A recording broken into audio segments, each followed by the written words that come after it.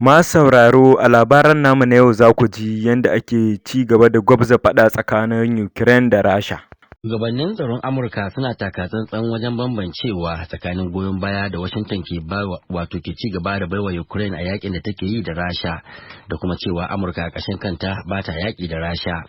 A yayin wani taron manema labarai da ya biyo bayan wani taron yanar gizo na ƙasashen da ke goyon bayan Ukraine a sha'anin soji, sakataren tsaro Lloyd Austin ya mai da martani kan damuwar da aka bayyana kan cewa motocin yakin Amurka da aka bada rahoton cewa mayakan sa kai sun yi amfani da su domin kutsawa cikin Rasha.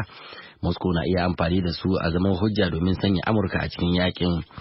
Ba ma yaki da Rasha, wannan yaki na Ukraine ne.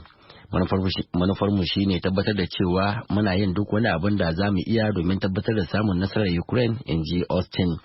Babban janar na soji Mark Milley, shugaban hafsoshin tsaro, ya faɗa a jiya Alhamis cewa Amurka ta daɗe da faɗawa Ukraine cewa kada ta yi amfani da kayan yakin Amurka a cikin yankin ƙasar Rasha. A jiya Alhamis, kotu ta yanke hukunci kan Stewart Rhodes, wanda ya kafa kungiyar sa kai ta kin jinin gwamnati, da kuma wani tsohon laftanar na zaman kaso tsawon shekaru 18 da kuma fiye da shekaru 15 a gidan yari saboda hannu da suke da shi a farmakin da aka kai wa ginin majalisar dokoki a ranar 6 ga watan Janairun shekara ta 2021. Ya zuwa yanzu dai waɗannan ne hukunce-hukunce mafi tsawo da ke da alaƙa da farmakin da magoya bayan tsohon shugaban ƙasa Donald Trump suka kai a ranar 6 ga watan na Janairu. Masu gabatar da ƙara sun buƙaci hukuncin ɗaurin shekaru 25 ga Rhodes da kuma 21 ga Kelly Max, wanda shine shugaban reshen Florida na ƙungiyar ta sa kai. Hukunci mafi tsanani da aka yi a can baya dai shine na shekaru 14.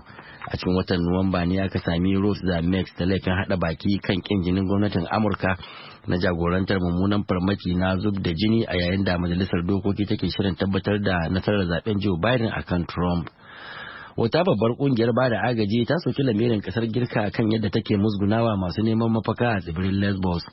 Tana mai nana ta zarge-zargen ta da su zuwa Turkiya, da kuma zargin cewa hukumomi na amfani da yunwa a zaman hujjar kore bakin haure.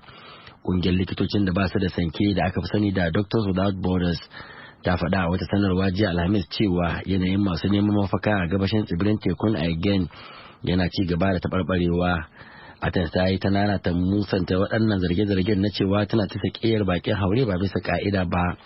Kungiyar ta ce fargabar kura tana hana bakin haure da dama da suka iso damar samun ayyukanta na kiwon lafiya, yayin da wasu kuma cikin asiri ake ta sakiyar su daga ƙasar.